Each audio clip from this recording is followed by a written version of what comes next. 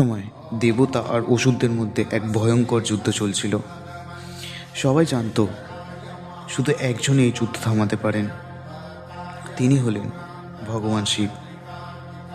কিন্তু সমস্যা হলো, শিব তখন গভীর ধ্যানে পৃথিবীর সব কিছু ভুলে বসেছিলেন। দেবতারা তখন গেলেন প্রেমের দেবতা কামদেবের কাছে। তাদের একটাই দাবি, তুমি শিবের ধ্যান ভাঙাও। কামদেব তার ফুলের তীর ছুড়ল। তীর গিয়ে লাগলো শিবের হৃদয়। হঠাৎ শিবের তৃতীয় নয়ন খুলে গেল, এক ঝলকে আগুন বেরিয়ে এলো, আর মুহূর্তের মধ্যেই কামদেব হয়ে গেলেন ভস্ম। পুরো বিশ্ব তখন স্তব্ধ। পরে কামদেবের স্ত্রী কেঁদে কেঁদে প্রার্থনা করলেন। তখন শিব দয়া করে তাকে বললেন যে কামদেব থাকবে, কিন্তু তিনি অদৃশ্য রূপে থাকবেন। তাই বন্ধুরা, আজও প্রেম আছে, কিন্তু আমরা তাকে দেখতে পাই না।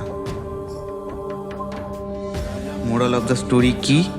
প্রেমের শক্তি এতটাই ভয়ঙ্কর যে স্বয়ং শিবও তাকে সহ্য করতে পারেননি। এরকম আরও ইন্টারেস্টিং ভিডিও দেখতে হলে অবশ্যই সাবস্ক্রাইব করুন রহস্য রাজ্য চ্যানেলকে।